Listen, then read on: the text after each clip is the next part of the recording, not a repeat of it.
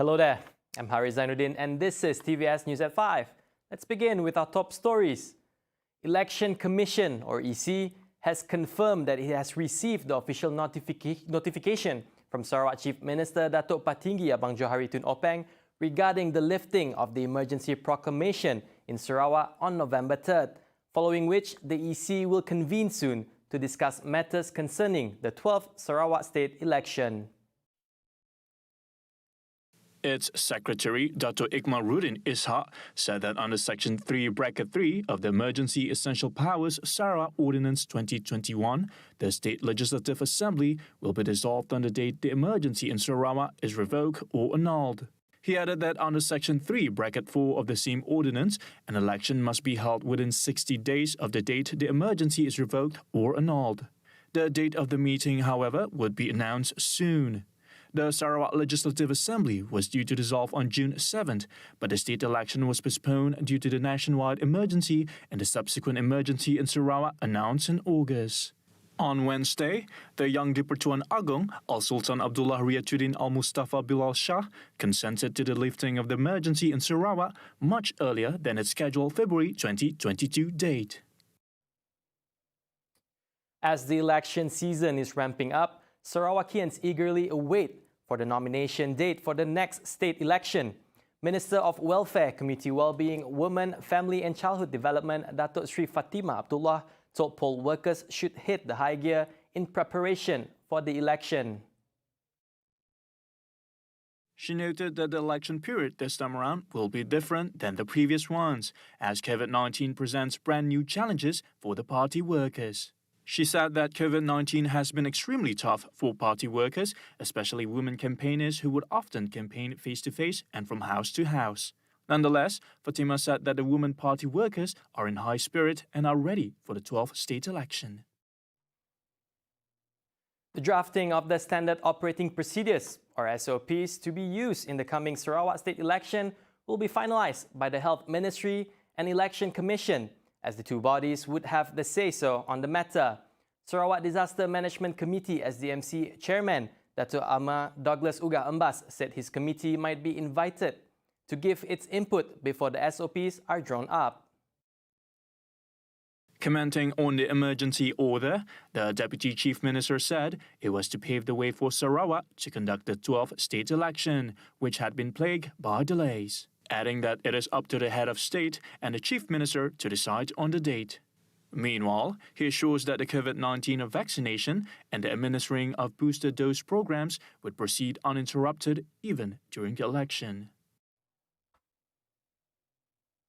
With election fever drawing near, Deputy Chief Minister Datuk Amar Awang Tengah Ali Hassan said the current Gabungan Parti Sarawak (GPS) acts as a caretaker government, noting that the election should be held within 60 days after the emergency in Sarawak was lifted. Nonetheless, he added that the matter also falls on the Election Commission (EC) to decide. He advised everyone to remain calm and wait for the official announcement. Setelah ianya ditamatkan, dan we have to have election within 60 days. Bila ianya akan dibuat, itu bergantung kepada SPR.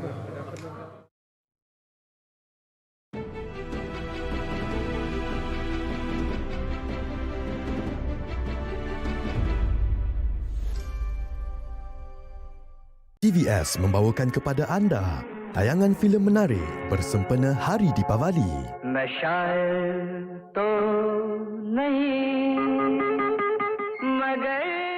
Mereka dari darjat yang berbeza. Tidak semua dapat menerima hubungan mereka, namun dapatkah cinta mengatasi segalanya? Bobby, Khamis 4 November, 8:45 malam.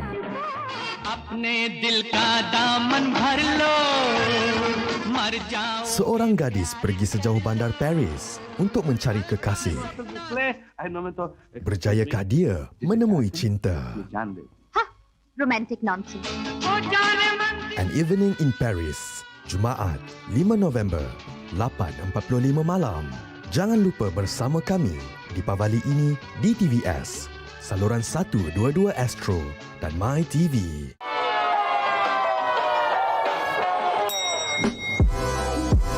The Sarawak State Budget 2022 has just been announced, and it's time for us to chat about it in detail with policymakers and corporate leaders. Join me, Mona Abdul Manap, for the Econ Roundtable Season 2 on TVS, Channel 122 Astro, and MyTV. See you at the table.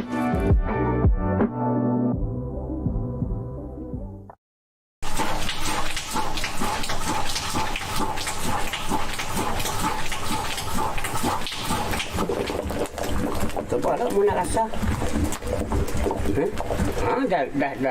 Dah wasa orang liut dah macam dodoi.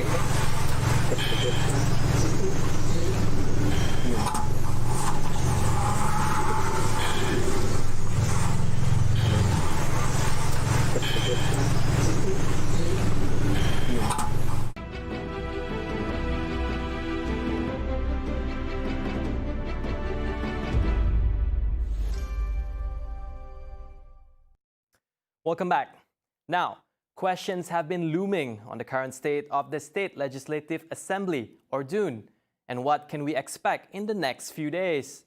Following the emergency ordinance to have officially been lifted by the Yang di-Pertuan Agong yesterday, we got in touch with lawyer Shankaram Asnani to explain in detail the matter. When the emergency ordinance was lifted by His Majesty the Agong, what would happen is that automatically DUN is dissolved. Okay? So basically, the next step that should happen is the Speaker of Dewan Undangan Negeri, Datuk Amar Asya, would have to come out and make a statement to that effect and make the announcement, you know. So these are constitutional steps that will pave a way to Sarawak elections. When asked on how soon can Sarawakans expect the 12-seat elections to happen, this is what he has to say. It is within the boundaries of the election laws, 60 days. But if we take it today, from yesterday when the emergency ordinance was lifted, 3rd of November, so we have rightly 60 days, you know. So, but then it will depend on the election commission of what they want to implement, tight SOPs and all that. But I think the election should be very, very near. But I can't say. Maybe it could be even in December. We don't know. So this is up to the administrators, you know, and what they deem fit and proper. Now, we wish the Sarawak government all the best. Shankaram also took the opportunity to wish those who are celebrating a joyous happy Deepavali. I wish everyone a happy Diwali 2021, and I wish for a prosperous and a strong Sarawak. I wish that GPS and SUPP and all the parties, the component parties that form the Sarawak government, all the success in the upcoming election, and I think we need them under the leadership of the Right Honourable Chief Minister Abang Jo, who is a very moderate person. We can unite and forge a very strong team, and you know, for the future of our people in Sarawak. I wish them a beautiful Diwali day. Moving on. Beginning November 8th, school attendance without rotation will increase. According to Senior Education Minister Datuk Dr. RADZI, the decision is subject to the study and analysis of the Ministry of Health (MOH) and the National Security Council (MKN). Minggu ini kehadiran murid ke sekolah adalah seramai lebih 1.3 juta orang. Kita start di peringkat awal ini, pembukaan sekolah dulu dengan berapa ratus ribu sahaja. Kemudian meningkat dan terus meningkat, dan kita akan dapat lihat bahawa lebih banyak negeri yang telah masuk ke fasa 4 yang akan mengikut ketetapan pembukaan sekolah di fasa 4. Selain daripada itu juga, bermula 8 November untuk murid-murid kelas peperiksaan SPM dan STPM, mereka di mana sekolah mereka telah mencapai kadar vaksinasi 90% dan ke atas, mereka boleh kembali ke sekolah tanpa penggiliran. Jadi bermula 8 November kita akan dapat lihat lebih ramai murid yang akan hadir ke sekolah. Commenting on the progress of school reopening, RADZI said that overall it was running smoothly and student attendance showed an increase in compliance with standard operating procedures. He added that thus far, nothing has arisen regarding the reopening of schools. And while looking at the good attendance at schools, as well as the operation at this time around, he is confident it will give more confidence to parents to send their children to school. Wrapping up the 5 p.m. news, a total of 22,409,335 of the adult population in the country have completed their COVID-19 vaccination as of yesterday, November 3rd.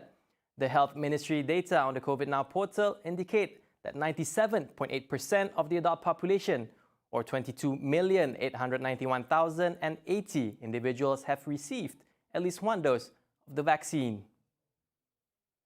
On the Health Ministry's data on the COVID Now portal, 97.8% of the adult population, or 22,891,080 individuals, have received at least one dose of the vaccines. The total number of doses administered to adults under the National COVID-19 Immunization Program since February 24th have exceeded over 50 million.